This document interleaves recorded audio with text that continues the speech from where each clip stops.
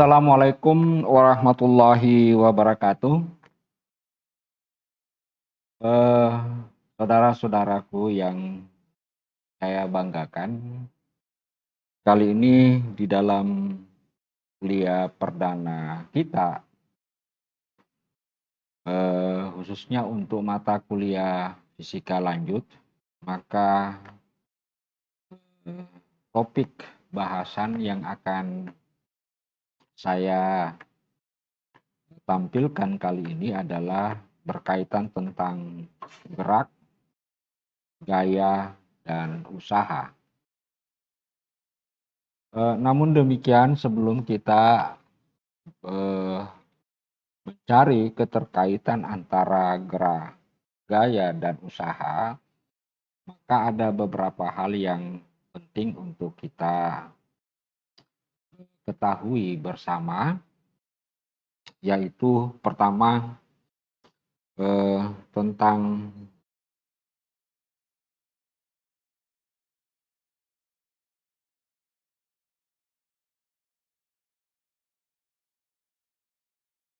pengertian gerak. Dalam kehidupan sehari-hari kita, persoalan gerak ini adalah sesuatu hal yang sering kita amati, sering kita lihat, bahkan seringkali juga kita lakukan. Namun demikian, perlu kita mendefinisikan apa itu gerak menurut ilmu fisika.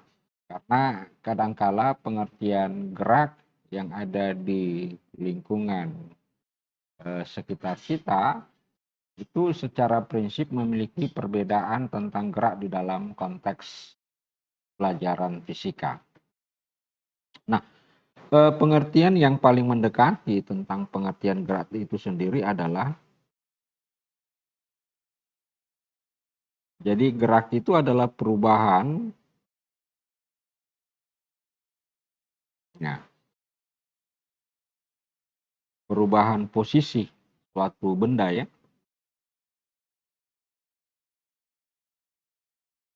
perubahan posisi suatu benda dari suatu titik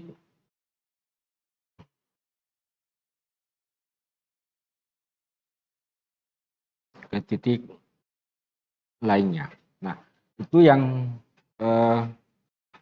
bisa kita artikan dari gerak. Nah, misalkan ada sebuah titik, katakanlah titik A. Dia berpindah posisi menuju titik B. Kemudian dia berpindah lagi menuju, katakanlah, titik C. Nah, yang dikatakan dengan perubahan posisi atau dengan kata lain perpindahan suatu benda adalah diukur. Jadi jarak yang diukur antara keadaan awal ke keadaan akhir. Jadi kalau misalkan keadaan awalnya adalah di titik A, maka keadaan akhirnya di titik C. Sehingga kita bisa katakan bahwa ini adalah sebuah jarak perpindahan namanya, atau perubahan posisi, atau lebih kita mengenalnya sebagai perpindahan. Nah, sementara kalau kita misalkan perpindahan dari A ke B adalah R1 dan perpindahan dari B ke C adalah R2. Dengan demikian, menurut aturan perpindahan atau aturan vektor, maka R itu, ya, tak lain adalah R1 ditambah dengan R2.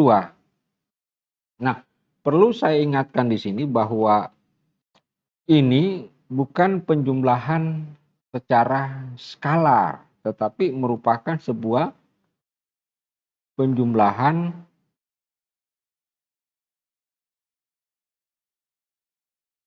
vektor, di mana penjumlahan vektor kita ketahui selain ditentukan oleh besarnya, juga ditentukan oleh arahnya. Nah, kalau misalkan katakanlah R1 jaraknya adalah 4 meter, jadi ini tanda garis 2 menunjukkan sebuah harga mutlak atau besar, ya. Kemudian R2 katakanlah 3 meter, maka besarnya R1 ditambah dengan R2 itu tak lain adalah R1 pangkat 2 ditambah R pangkat 2 akar. Kenapa menggunakan akar? Karena sudut yang dibentuk antara A dan B dan C itu adalah sudut 90. Andaikan sudutnya bukan 90, maka persamaan vektornya tentu adalah R1 ditambah R2 ditambah 2R1 R2 cos theta. Tetapi karena sudutnya 90, maka cukup dengan menggunakan Pitagoras, maka kita bisa menentukan jarak AC, di mana jarak AC itu sendiri atau R tak lain adalah 4 pangkat 2 ditambah 3 pangkat 2 akar sama dengan akar 25 sama dengan 5 meter. Nah, kalau ditanyakan berapa jarak total, jadi beda perpindahan ya. Jarak total itu adalah kita menghitung berapa besarnya jarak atau panjang lintasan daripada benda yang bergerak tersebut. Nah, pada garis berwarna biru ini merupakan sebuah lintasan daripada benda tersebut yang bergerak dari A ke C. Ya. Sehingga bisa kita tuliskan bahwa untuk jarak lintasan yang ditempuh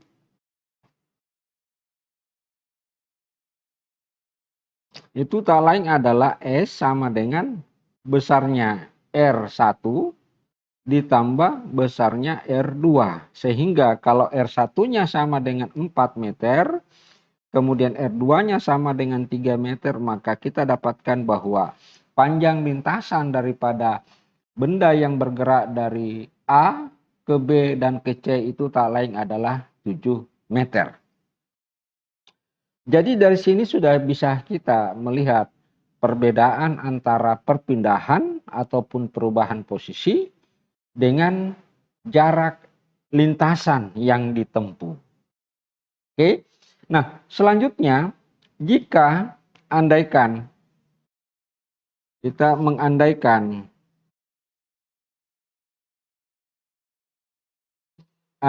waktu tempuh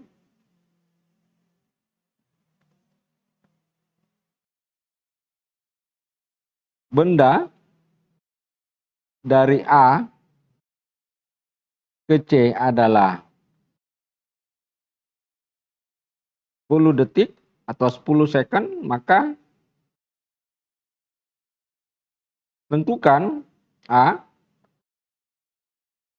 kecepatan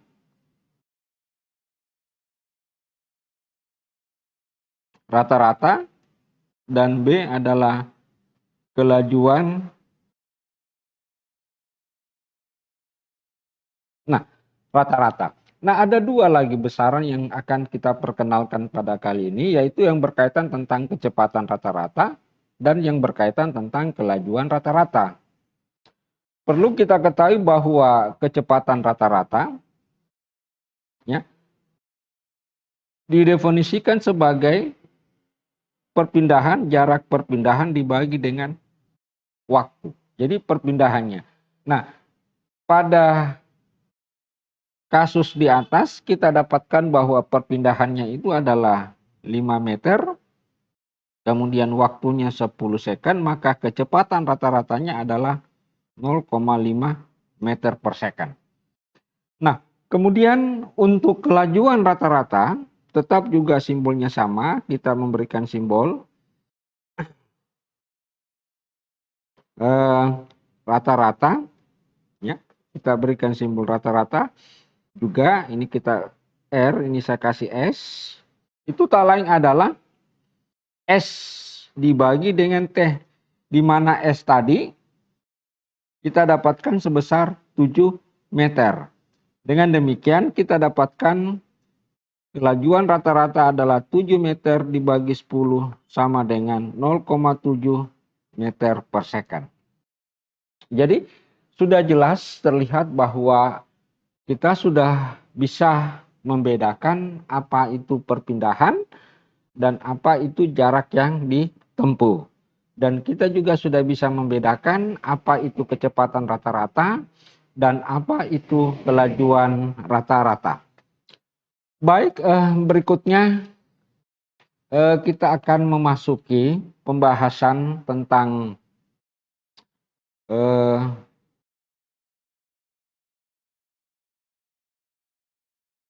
gerak lurus untuk satu dimensi. Jadi sebenarnya ada beberapa gerakan-gerakan, katakanlah saya berikan contoh, saya menggunakan sistem koordinat. Jadi ada sistem koordinat X, ada koordinat Y, maka dia bergerak misalkan dari titik 0 terus sampai ke sini. Maka ini adalah R, maka kita mengatakan bahwa OA, vektor OA berada dalam dimensi luasan, yaitu berada pada sumbu X maupun sumbu Y. Maka ini yang kita sebut dengan gerakan dua dimensi. Jika sekiranya kita ingin menentukan R kecepatan rata-ratanya. Tetapi yang dimaksud dengan gerak satu dimensi adalah gerak dalam arah mendatar. Gerak lurus dalam arah mendatar. Jadi misalkan titik A gerak lurus dalam arah mendatar menuju titik B. Nah, ini kita juga tetap namakan sebagai sebuah perpindahan dari A ke B. Hanya kasusnya gerakannya adalah gerak lurus dari A ke B. Sehingga kita bisa katakan bahwa kecepatan rata-rata adalah R per T.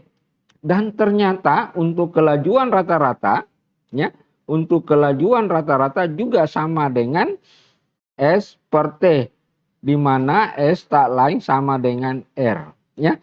Kenapa? Karena kasusnya berada di dalam satu dimensi.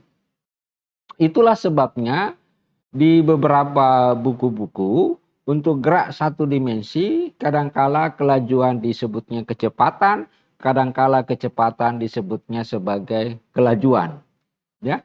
Jadi kadangkala disebut dengan kecepatan dan bisa juga disebut dengan kelajuan. Artinya untuk gerakan-gerakan benda yang bergerak dalam arah satu dimensi, dalam arah mendatar, maka sesungguhnya besar kecepatannya sama saja dengan besar kelajuannya. Oke. Nah, itu hal yang penting untuk bisa kita memahami. Nah, sekarang kita melihat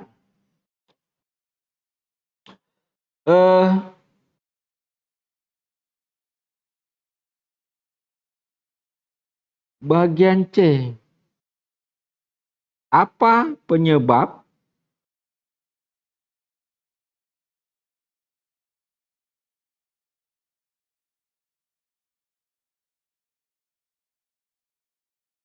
nah, ini adalah apa penyebab sehingga benda itu bergerak. Nah, perlu saya jelaskan bahwa penyebab benda yang bergerak itu disebabkan karena ada yang kita sebut dengan gaya atau F. Jadi gaya inilah yang menyebabkan benda bergerak. Namun demikian, ada dua jenis gaya yang bekerja pada benda.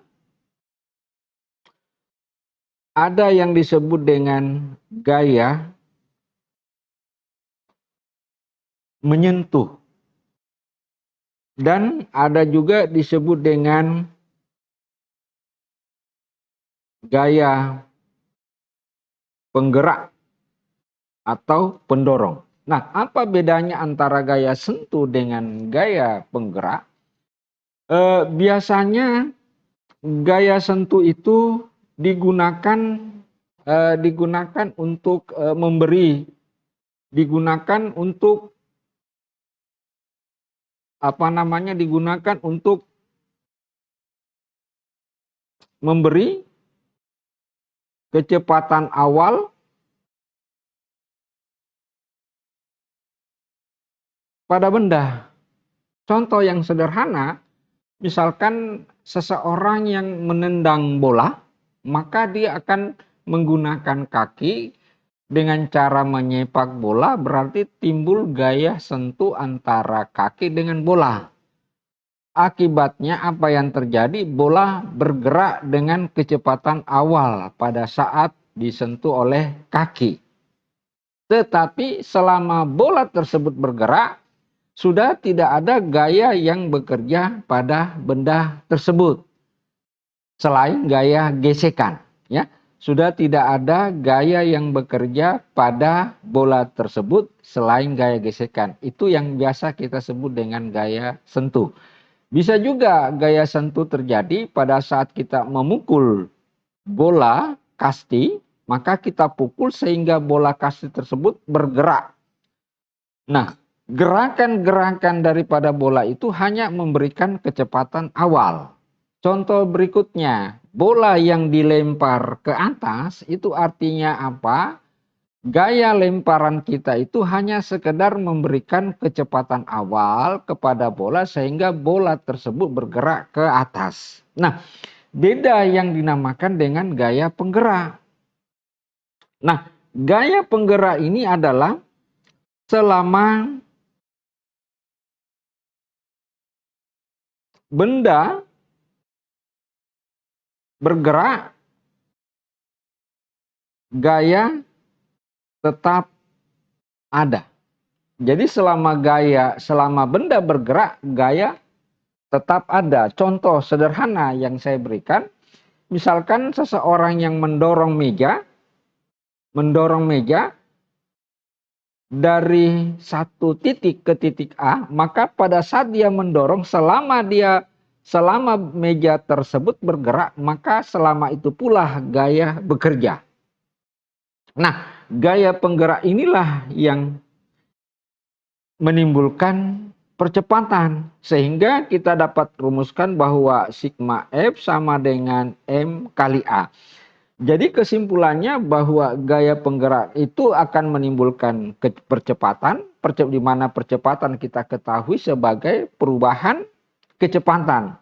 Sedangkan gaya sentuh yang menyebabkan munculnya gaya kecepatan awal. Nah, itu bedanya. Jadi ini penting untuk kita ketahui. Nah, sekarang kita akan mencoba mengupas tentang persoalan percepatan.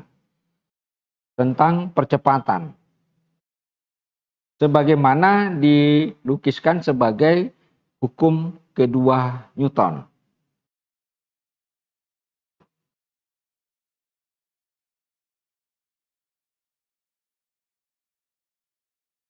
Nah, percepatan itu tak lain adalah perubahan kecepatan terhadap perubahan waktu. Jadi kalau kita tuliskan dalam kata-kata, maka percepatan itu adalah perubahan kecepatan persatuan waktu. Nah, Istilah perubahan kecepatan atau dengan simbol delta, jadi biasa orang menggunakan istilah delta, biasa juga delta ini diartikan sebagai selisih dari keadaan akhir dikurang keadaan awal. Itu yang kita sebut dengan delta. Nah, jika perubahan kecepatannya itu eh, apa namanya positif, maka dikatakan dipercepat.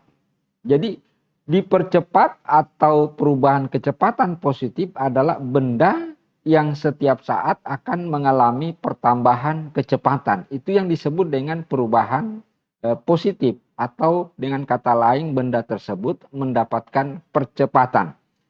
Sementara untuk benda yang mengalami namanya percepatan negatif, perubahan kecepatan negatif atau diperlambat, artinya apa? Setiap saat benda tersebut kecepatannya akan mengalami pengurangan. Oleh karena itu sebenarnya kalau kita melihat jenis percepatan itu ada 3.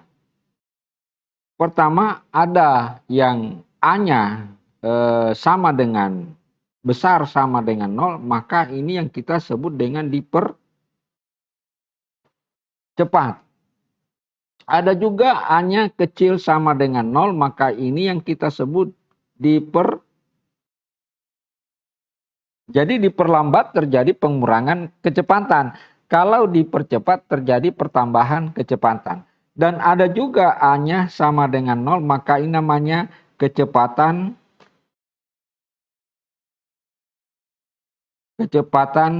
konstan. Artinya apa? Setiap saat kecepatan daripada sebuah benda tidak mengalami perubahan.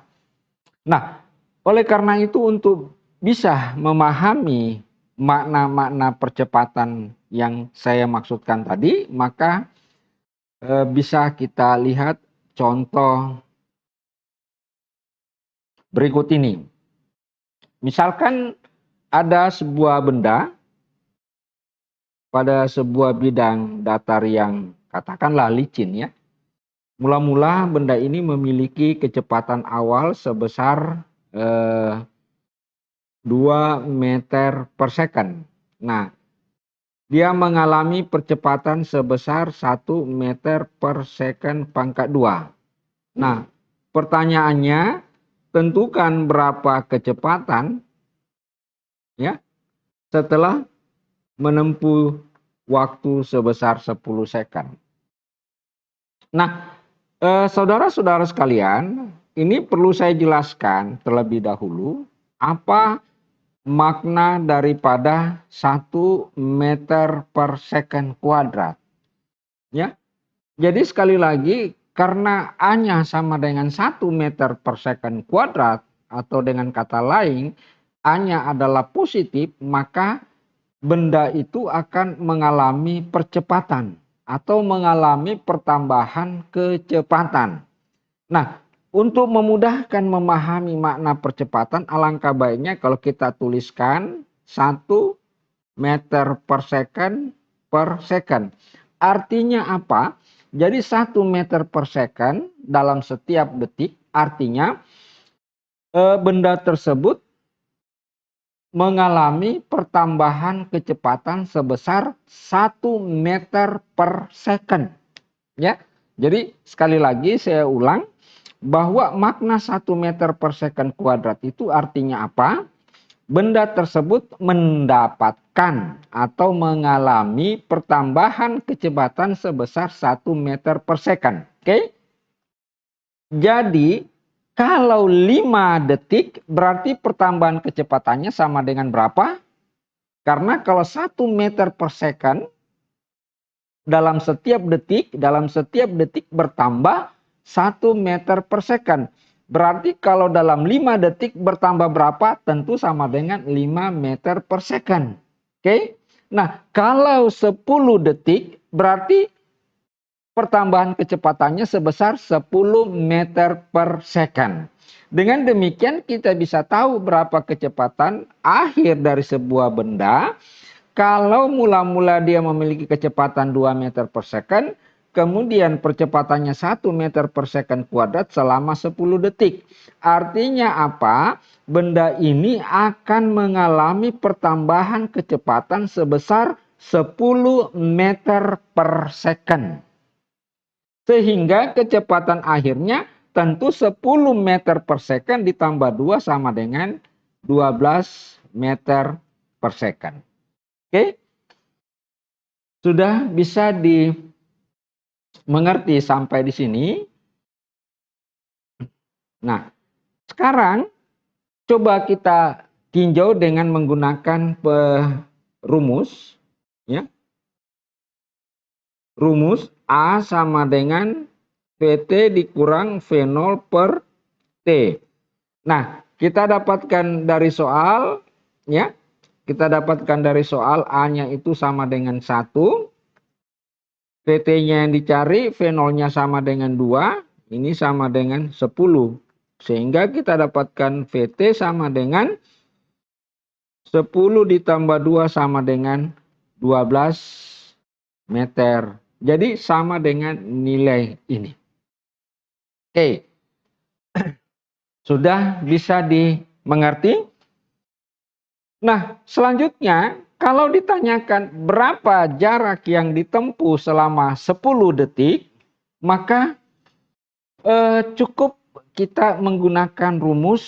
Jadi kalau ditanyakan berapa jarak yang ditempuh dalam 10 detik, maka cukup kita menggunakan rumus S sama dengan V rata-rata kali T. Ini tadi kan S sama dengan V rata-rata. Nah, perlu kita ketahui bahwa V rata-rata itu adalah kalau misalnya saya memiliki dua bilangan, katakanlah 2 dan 4. Ya, 2 dan 4. Nah, tentu kalau saya tanya berapa rata-ratanya, 2 dan 4. Tentu 2 ditambah 4 bagi 2 sama dengan 3. Oke?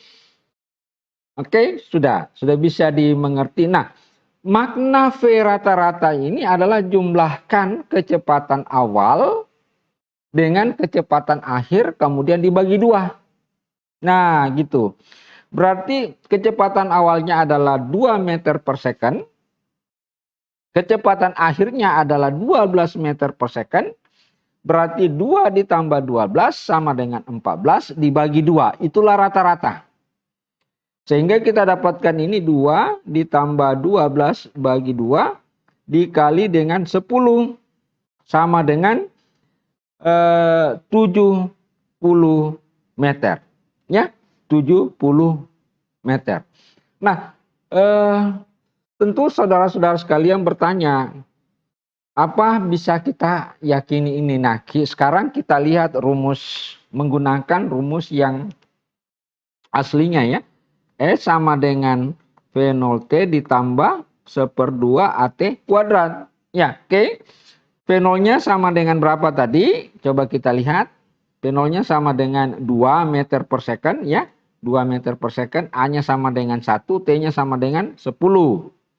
Jadi tentu kalau kita mau tentukan ini 2 dikali 10, ditambah 1/2 kali 1, kemudian dikali 10 pangkat 2.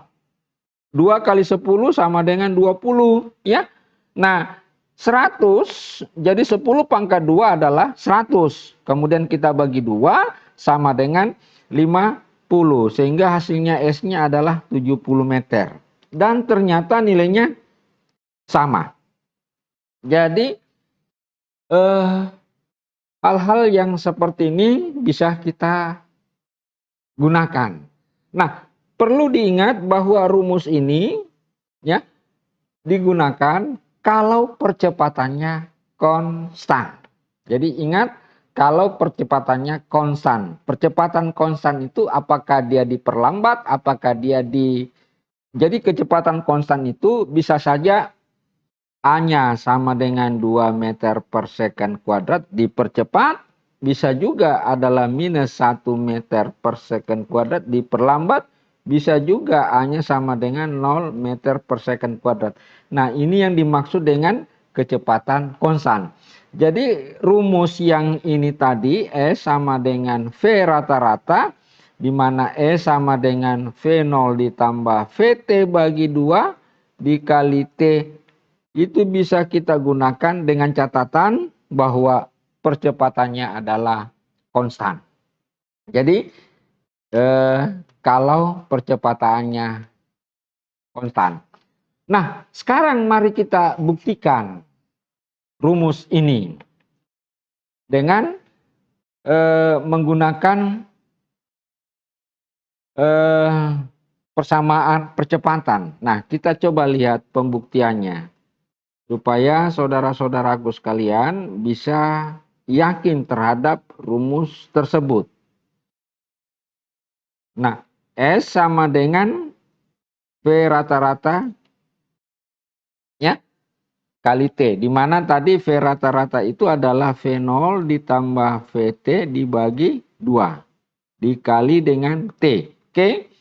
Nah, dengan memasukkan persamaan VT sama dengan V0 ditambah AT, ini adalah rumus percepatan ya. Kita masukkan ke sini V0 ditambah V0 ditambah AT, kemudian bagi 2, kemudian kali T ya. Maka 2 V0 per 2 ditambah 1/2 AT, kemudian kali T, kita kali masuk berarti sama dengan V0T ditambah. Nah, terbukti sama. Jadi itu adalah cara kita di dalam mengaitkan antara satu besaran dengan besaran yang lain. Jadi ngapain kita menggunakan rumus ini kalau bisa kita pakai rumus ini, ya? Nah, itu yang pokok. Nah, baik, kita lihat lagi contoh yang kedua untuk mempermantap. Kita lihat contoh kedua. Misalkan ada sebuah balok, mula-mula kecepatan awalnya adalah 2 meter per second, kemudian memperoleh percepatan sebesar 1 meter per second kuadrat. Ya. Nah, ini ada balok. Kemudian setelah bergerak di sini, tentukanlah VT-nya. Tentukanlah VT-nya. Jika yang tadi waktu yang dibutuhkan, sekarang jika jarak yang ditempuh selama bergerak adalah 240 meter. Nah, tentu kalau kita ingin menyelesaikan ini, maka dengan menggunakan rumus yang SV rata-rata maupun dengan S0 itu sedikit agak kesulitan untuk kita lakukan. Sebenarnya bisa, tetapi membutuhkan proses yang relatif cukup lama. Maka kita gunakan rumus yang berikutnya, yaitu VT kuadrat dikurang V0 kuadrat sama dengan 2AS. Ya. VT kuadrat dikurang V0 kuadrat sama dengan 2AS. Oke? Nah, karena kita akan ingin menentukan berapa kecepatan benda setelah bergerak sejauh 240 meter apabila percepatannya 1 meter per second kuadrat dengan kecepatan awal 2 meter per second. Nah, tentu yang kita akan gunakan adalah rumus yang ini. Nah, tentu VT-nya karena ini yang dicari, kemudian V0-nya sama dengan 2 pangkat 2, kemudian 2 dikali 1 dikali 240. Sehingga kita dapatkan VT kuadrat sama dengan ini 480 ditambah 4 sama dengan 484. Oke? Dengan demikian VT sama dengan akar 484 tak lain sama dengan 22 meter per second. Ya, sama dengan 22 meter per second. Nah, sekarang dari mana rumus ini kita dapatkan? Ya, dari mana rumus ini kita dapatkan? Tentunya kita sebagai seorang guru ataupun calon guru mesti kita ketahui. Maka untuk menyelesaikan itu maka bisa kita gunakan rumus yang rata-rata yang tadi yang kita sudah dapatkan itu V kali T ya. Tentu V-nya sama dengan V0 ditambah VT per 2. Dikali T. T-nya ini kita bisa dapatkan dari A sama dengan VT dikurang V0 per T. Sehingga kalau T-nya kita ambil, tentu ini menjadi VT dikurang V0 per A. Oke? Ya. Sehingga kita dapatkan S sama dengan kita kali. Nah, karena ini merupakan sebuah, ya bisa kita tulis begini. VT kurang V0 ini tambah ya. Kemudian ini 2A. Ini kalau perkalian faktorisasi ya. Maka kita dapatkan S sama dengan VT kuadrat dikurang V0 kuadrat per 2A. Sehingga kita dapatkan VT kuadrat per V0 kuadrat sama dengan 2AS. Ya, berarti kita sudah bisa membuktikan bahwa rumus ini adalah benar sebagai sebuah rumus untuk gerak lurus berubah beraturan. Nah, selain dengan cara seperti ini untuk membuktikan itu rumus tadi, maka bisa juga kita gunakan rumus seperti berikut.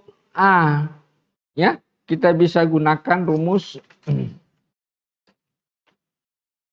misalkan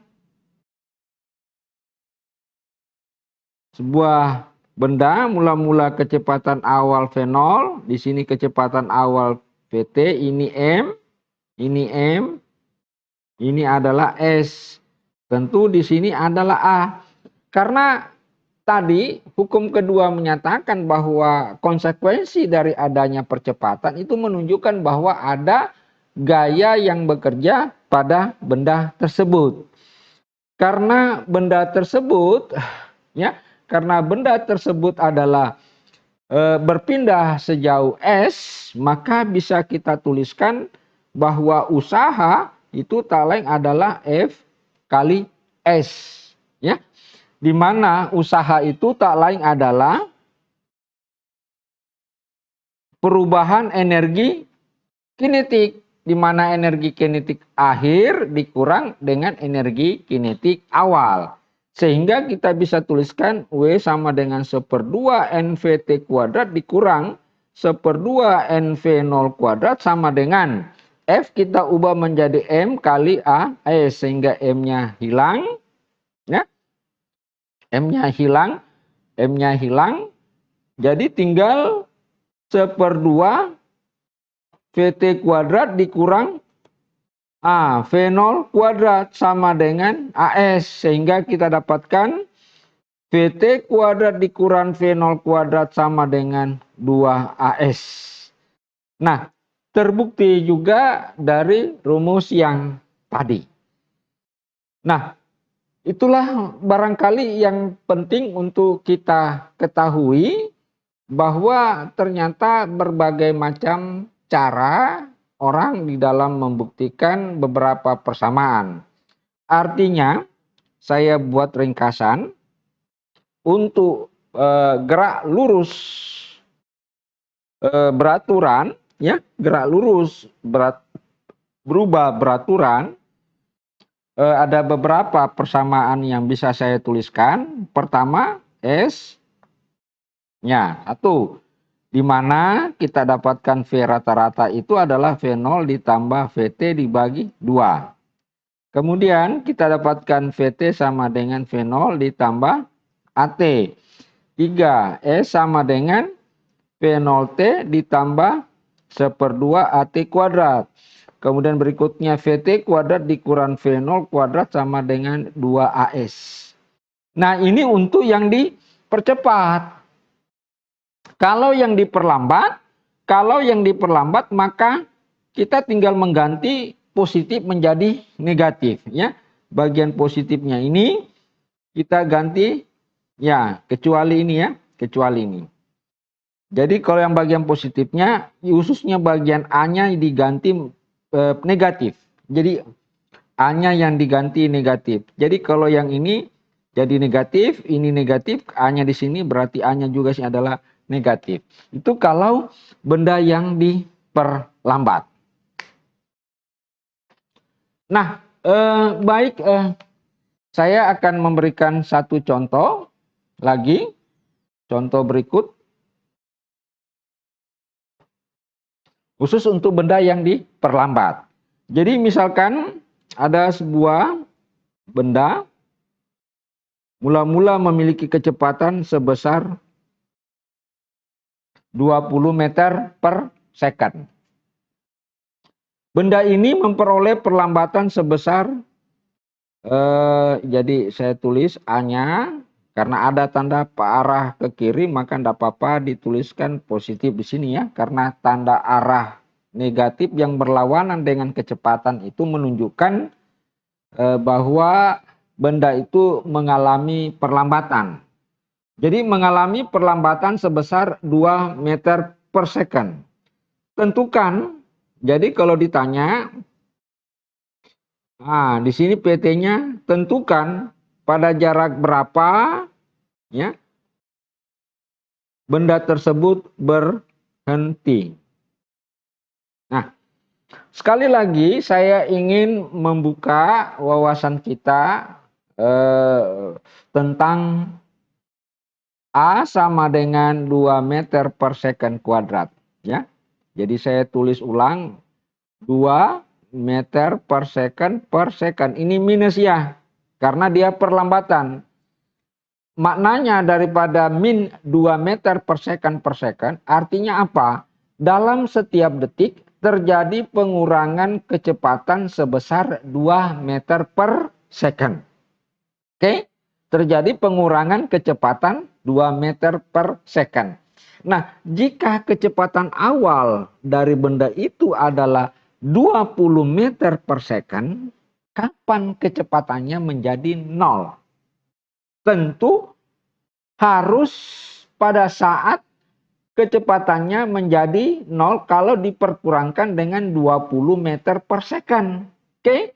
Karena perlambatannya adalah 2 meter per second, agar mendapatkan min 20 meter per second, maka dibutuhkan waktu sebesar berapa? Dibutuhkan waktu sebesar T sama dengan 10 detik. Ya? Oke? 10 detik. Kenapa 10 detik? Karena dalam setiap 10 detik, ya, dalam setiap detik terjadi pengurangan kecepatan sebesar 2 meter per second. Nah, kalau 10 detik itu berarti pengurangan kecepatannya berapa? 20 meter per second. Dengan demikian, pada saat T 10 detik, maka kecepatan awal dari benda ini 0. Nah, pada saat T 10 detik itulah benda dikatakan berhenti. Dengan demikian, kita bisa menentukan berapa jarak yang ditempuh oleh benda tersebut dari keadaan awal hingga berhenti. Nah, tentu kita gunakan S sama dengan V rata-rata kali T. Nah, V rata-rata, V0-nya berapa? 20. VT-nya berapa? 0. Tentu kita bagi 2. Kemudian dikali dengan 10, karena diketahui 10, maka kita dapatkan 100 meter. Jadi kita bisa dapatkan jaraknya adalah sebesar 100 meter. Nah, kita coba uji dengan rumus yang lain. Yaitu S sama dengan V0T dikurang 1/2 AT kuadrat, karena perlambatan. Nah, V0-nya tadi sama dengan berapa? sama dengan 20. Nah, kita dapatkan 20, T-nya sama dengan 10 dikurang 1/2 dikali 2 dikali 10 pangkat 2. Ini sama dengan 300 sama dengan 100 ya. Oke. 20, oke, 10 pangkat 2, 100. 300, sini bukan 300 saya, ini sama dengan 200. Jadi hasilnya sama dengan 100 meter. Jadi sama saja, bisa juga kita menggunakan rumus berikutnya, VT kuadrat dikurang V0 kuadrat sama dengan min 2AS. Kenapa minus? Karena dia adalah diperlambat. Jadi A-nya yang minus. VT kuadrat sama dengan 0, V0 kuadrat berarti sama dengan 20 pangkat 2 kurang 2 dikali 2 kali S ya. Ini sama dengan berapa? Minus 400 di 4S. Sehingga kita dapatkan S sama dengan minus 400 per minus 4 sama dengan 100 meter. Jadi banyak variasi-variasi rumus yang bisa kita gunakan di dalam menyelesaikan kasus-kasus soal-soal yang berkaitan tentang gerak lurus berubah beraturan. Nah, baik, saya pikir untuk persoalan gerak lurus beraturan ataupun gerak lurus, gerak benda yang gerak mendatar sudah cukup. Nah, kita masuk ke gerak vertikal atau dengan kata lain kita masuk ke berikutnya adalah free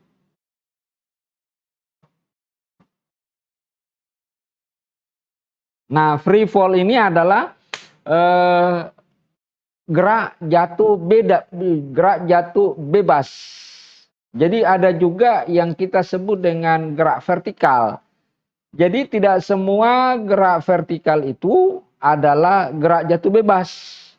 Tetapi gerak jatuh bebas itu adalah gerak vertikal. Hati-hati ya. Sesuai dengan yang pertama tadi tentang persoalan gaya, ada namanya gaya sentuh, kemudian ada gaya yang bekerja selama benda bergerak. Nah, itu perlu diperhatikan dengan baik. Saya kasih contoh misalkan katakanlah ini bola dilempar ke atas. Jadi dilempar ke atas hanya diberikan kecepatan awal V0 ya. Tetapi kalau misalkan ada sebuah roket yang bergerak ke atas dengan semburan api, maka roket ini bergerak vertikal ke atas, maka ada gaya pendorong yang bekerja ke atas ya. Ada gaya pendorong yang bekerja ke atas. Jadi dua hal yang berbeda. Ada gaya difungsikan hanya untuk menghasilkan kecepatan awal. Ada gaya yang difungsikan memang digunakan sebagai untuk mendorong benda tersebut sehingga benda tersebut melakukan gerakan. Nah, ini semua adalah ini yang saya katakan sebagai gerak vertikal ya. Tetapi yang saya mau katakan bahwa tidak semua gerak vertikal itu adalah free fall. Tetapi free fall otomatis adalah gerak vertikal. Nah, inilah yang kita sebut sebagai gerak vertikal ya. Baik, kali ini kita akan membahas khusus untuk mengenai free fall. Nah, free fall. Jadi misalkan gini, ada sebuah bola dilempar ke atas dengan kecepatan awal V0. Maka bola ini akan bergerak ke atas, tetapi namun demikian karena pengaruh gaya gravitasi yang menahan gerakannya itu, maka pada satu titik tertentu bola tersebut akan kembali turun ke bawah. Nah, sekarang misalkan tinggi maksimum yang dicapai kita tulisnya adalah sebagai Hmax, ya. Kita sebutnya sebagai Hmax, maka untuk menentukan besarnya Hmax itu bisa kita gunakan rumus yang tadi, yaitu di mana VT kuadrat dikurang V0 kuadrat sama dengan min, ya, 2 percepatannya adalah G. Tentu di sini adalah Hmax. Oke? Jadi tetap kita menggunakan rumus pada gerak horizontal tadi. Nah, karena syarat terjadinya Hmax, maka VT-nya harus sama dengan 0, maka tinggal V0 kuadrat sama dengan min 2G Hmax. Dengan demikian kita dapatkan tinggi maksimum yang dicapai adalah V0 kuadrat per 2G. Oke, itu adalah Hmax. Itu adalah Hmax. Nah, sekarang waktu yang digunakan untuk mencapai tinggi maksimum. Nah, waktu untuk mencapai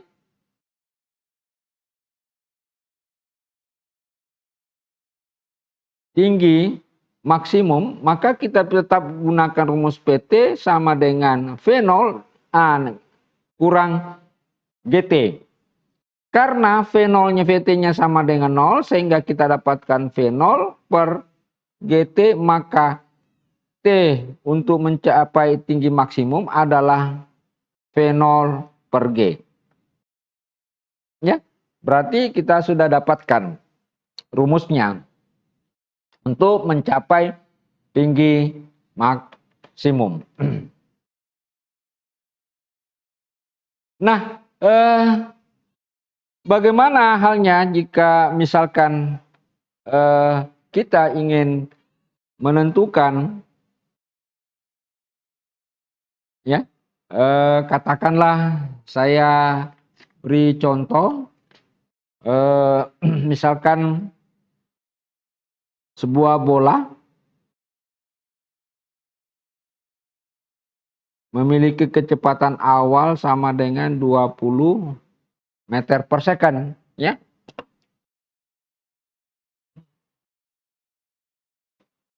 Kemudian bola tersebut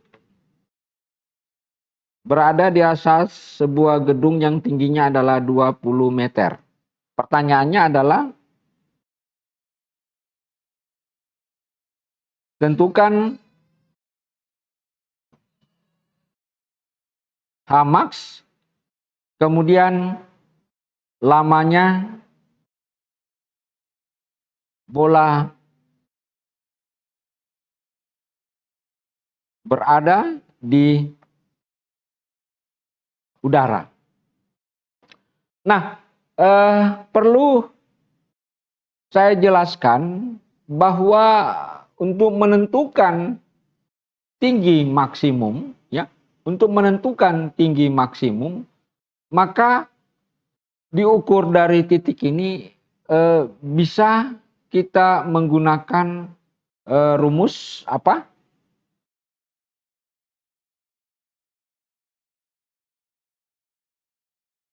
Kita cari dulu tinggi maksimum. Jadi kita menentukan dulu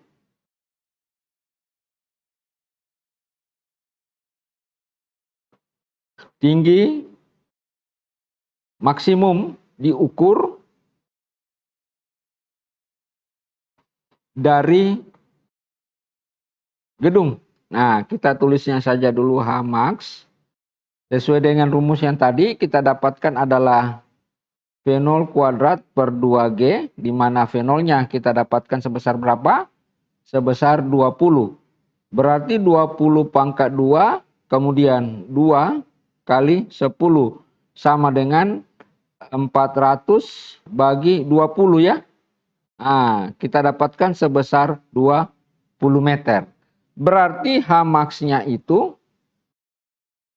adalah 20 meter ditambah 25 meter sama dengan 45 meter ya, 45 meter. Nah, sekarang ditanyakan berapa lama berada di udara. Nah, tentu pada saat dihitung, jadi pada saat dia dihitung dari titik katakanlah T max ya. Jadi T max ini adalah waktu yang digunakan untuk dari di atas gedung sampai mencapai tinggi maksimum. Itu rumusnya adalah V0 per G ya. Sesuai dengan rumus yang pertama tadi, kita dapatkan Tmax adalah V0 per G. Di mana V0-nya sama dengan 20 per 10 sama dengan 2 detik. Berarti waktu yang dibutuhkan untuk mencapai Tmax adalah 2 detik. Nah, tingginya ini adalah 45 meter. Jadi 45 meter. Oke? 45 meter. Berarti itu bola pada saat dia mencapai tinggi maksimum terus seolah-olah dia dijatuhkan secara bebas ke bawah pada ketinggian 45 meter. Sehingga kita dapatkan H sama dengan V0T ya, ditambah 1/2 GT kuadrat. Karena V0-nya sama dengan 0 seolah-olah dijatuhkan bebas, maka yang tersisa adalah H sama dengan 1/2 GT kuadrat. Di mana H ini tak lain adalah H max ya. H max. Yaitu sama dengan 45 1/2 kali 10, 1/2 kali 10 T kuadrat. Nah, 90. Berarti 90 bagi 10 berarti T kuadrat sama dengan 9. Sehingga kita dapatkan T sama dengan akar 9 adalah 3 detik. Katakanlah T2. Nah, yang tadi kita dapatkan T max. Dengan demikian lamanya bola berada di udara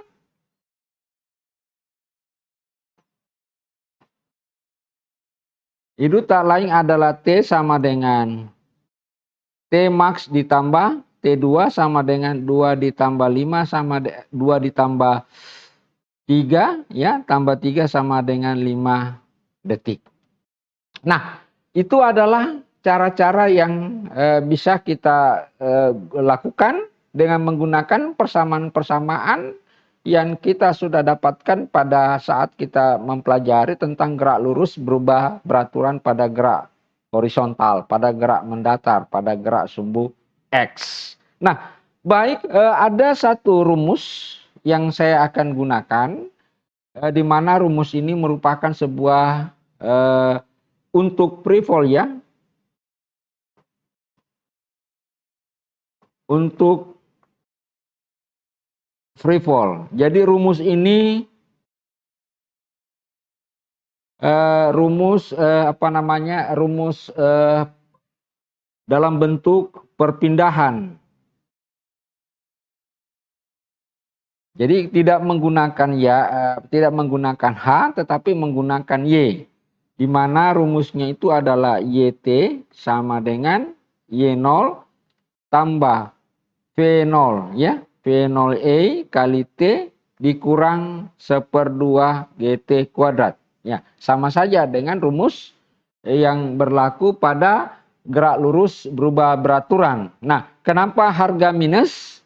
Karena perlu kita sepakati bahwa semua benda yang diukur dari sumbu X ke atas, ya, semua yang mengarah ke atas itu adalah bernilai positif. Itu sebuah kesepakatan. Jadi bernilai positif jika diukur dari sumbu X. Kalau misalkan diukur dari atas ke bawah atau dari sini ke bawah, arahnya ke bawah, maka itu bernilai negatif. Nah, itulah sebabnya kenapa dalam konsep free fall untuk rumus perpindahan namanya, sudah ditetapkan G-nya sama dengan minus. Mengapa? Karena arah G itu adalah mengarah ke bawah. Jadi arah G ke bawah sehingga diberi minus. Demikian pula halnya kalau V0Y dari atas dilempar ke bawah, maka V0Y-nya itu adalah bernilai minus. Demikian pula YT maupun Y0 kalau diukur dari bawah ke atas bernilai positif, kalau dari atas ke bawah bernilai negatif. Nah, itu ketentuan-ketentuan. Nah, ketentuan-ketentuan ini untuk rumus perpindahan itu sama ketentuan-ketentuan yang berlaku pada sistem koordinat. Nah, ini adalah untuk menyatakan kedudukan. Jadi rumus perpindahan atau kedudukan dari sebuah benda. Kemudian untuk kecepatannya juga sama, V, T, Y ya. Tidak apa-apa saya tulis. Ini adalah V0E, ini ada VTE ya. A dikurang GT, dikurang GT. Jadi sama saja dikurang GT. Nah, sekarang kita coba terapkan rumus ini. Kita coba terapkan rumus ini untuk kasus yang ini tadi. Jadi untuk kasus yang ini. Kita coba terapkan rumus tersebut untuk menentukan ini. Jadi saya tulis ulang. Ya. Jadi ada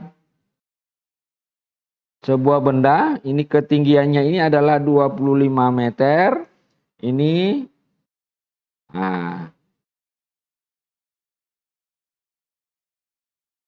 tiba di sini. Nah, sekarang mau ditentukan apanya? Yang kita mau tentukan tinggi maksimum. Jadi yang kita mau tentukan adalah tinggi maksimum. Tinggi maksimum itu adalah, kita tulisnya adalah H max. Oke. Nah, untuk menentukan tinggi maksimum maka kita gunakan rumus yang tadi YT sama dengan Y0 ditambah V0E dikurang V0T dikurang 1/2 GT kuadrat. Jadi ada V0T-nya ya. Oke. Nah, sekarang kita ambil kerangka referensinya adalah yang paling bawah. Nah, ini namanya kecepatan awal, ya, kecepatan awal. Nah, kedudukan awal bola berada pada ketinggian berapa dari titik kerangkacuan karena diukur ke atas tingginya adalah 25 meter. Maka ini sama dengan 25. Nah, karena yang mau ditentukan H max, maka ini adalah tinggi setelah T detik, ya. Tingginya ke sini diukur dari sini ke atas adalah H max, oke? Kemudian ditambah V0Y. Kenapa positif? Karena arahnya ke atas. Sesuai dengan kesepakatan tadi bahwa semua besaran yang diukur dari atas, dari bawah ke atas itu bernilai positif. Karena kecepatan awalnya mengarah ke atas, maka ini nilainya sama dengan 20. Oke? Kemudian berikutnya adalah T. Ya. Kemudian 1/2 berarti 5 T pangkat 2. Nah, kita simpan dulu ini. Kelihatannya belum kita bisa dapatkan T-nya ya. Nah, kita harus kombinasikan dengan rumus berikutnya, yaitu rumus VTE sama dengan V0E dikurang A. Kecepatan awal di sini sama dengan berapa? 20. Kecepatan akhirnya sama dengan 0, ya.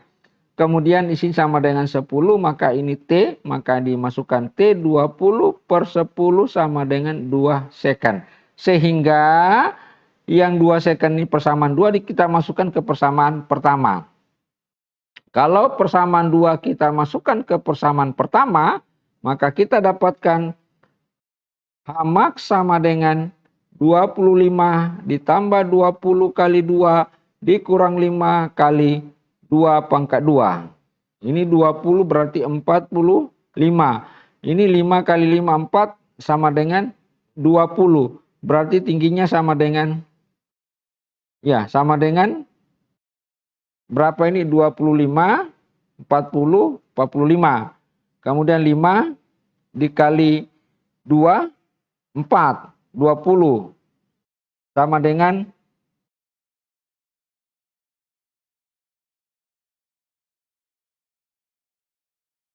25. Ini kurang, bukan kurang ya. Ini 24, ini 65, sorry. 65. Jadi ini 40, jadi 25 ditambah 40, 65 dikurang 25, ya.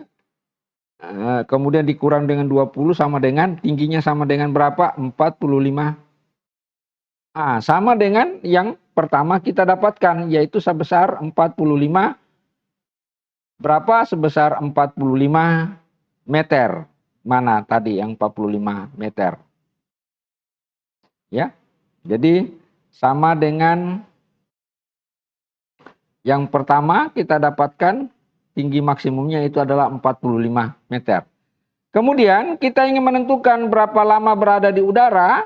Itu sudah cukup mudah. Kita tetap lagi gunakan rumus yang tadi, YT sama dengan Y0 ditambah V0 ET dikurang 1/2 GT kuadrat. Nah, tetapi YT-nya sekarang bukan lagi di tinggi maksimum karena kita hanya mengambil 2 titik. Titik awal dengan titik ini sesuai dengan yang ditentukan. Berarti kita lihat untuk YT karena diukur dari sini sama dengan 0, ya. Berarti YT sama dengan 0. Coba kita lihat. Jadi setelah bergerak, kedudukan bola YT sama dengan 0. Nah, kedudukan awalnya sama dengan 25. Oke. Ditambah V0Y-nya sama dengan 20T. Kemudian ini sama dengan 5T kuadrat, ya. Oke. Sehingga kita dapatkan 5T kuadrat pindahkan, ya, kurang 20T dikurang 25 sama dengan 0. Nah, bagi 5 semua kita dapatkan T kuadrat ditambah 4T dikurang 5 sama dengan 0. Nah, ini kita tinggal faktorisasi sehingga kita dapatkan T dikurang 5 kemudian T ditambah 1 sama dengan 0. Maka waktu yang memenuhi, faktorisasi yang memenuhi adalah T dikurang 5 sama dengan 0. Maka kita dapatkan T sama dengan 5 detik. Nah, inilah yang kita sebut dengan lamanya bola di udara. Nah, baik saudara-saudara sekalian, kenapa saya perkenalkan persamaan kedua persamaan ini? Karena insya Allah pada saat kita membahas tentang persoalan gerak parabola, maka ternyata persamaan inilah yang akan kita gunakan nanti untuk menyelesaikan persoalan kasus gerak parabola. Jadi saya tuliskan ulang bahwa untuk gerak ini Y0 V0 ET dikurang 1/2 GT kuadrat, kemudian VTE sama dengan V0E dikurang GT, kemudian X sama dengan V0X kali T. Nah, inilah nanti yang akan kita gunakan untuk menyelesaikan persoalan parabola. Itulah sebabnya dari awal saya sudah perkenalkan konsep. Jadi konsep rumus kedudukan atau rumus perpindahan pada sistem koordinat untuk gerak free fall.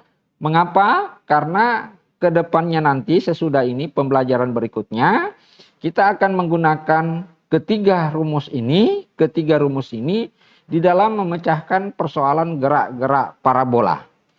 Dan oleh karena itu saya sangat mengharapkan bahwa sekali lagi munculnya harga minus karena sesuai dengan perjanjian dalam sistem koordinat bahwa semua besaran-besaran yang diukur dari atas, dari bawah ke atas itu adalah positif, kemudian yang arahnya diukur dari atas ke bawah itu adalah negatif, dan kemudian arah percepatan itu adalah mengarah ke bawah. Kalau misalkan kita gunakan adalah sumbu X, ini sumbu Y, percepatannya ke bawah, ini adalah G, maka dia bernilai minus. Baik, saudara-saudara sekalian, semoga penjelasan tentang gerak, khususnya yang berkaitan tentang gerak lurus berubah beraturan, kemudian berkaitan tentang free fall, mengingat waktu yang sangat terbatas, maka untuk gerak parabola insya Allah akan kita lanjutkan pada pertemuan kedua.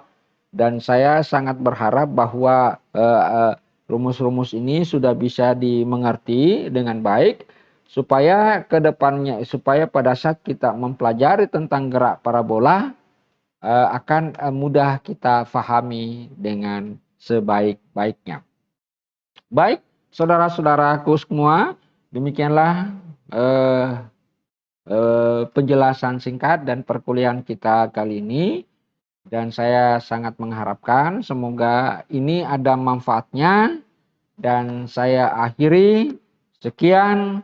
Wassalamualaikum warahmatullahi wabarakatuh.